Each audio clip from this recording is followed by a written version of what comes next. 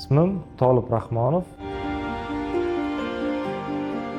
Gridsoft kompaniyasi asoschisiman. Bizning kompaniyamiz IT xizmatlarini ko'rsatadi. Bular veb-sayt, mobilniy приложениялар ishlab chiqish va CRM, ERP tizimlarini o'rnatib berish.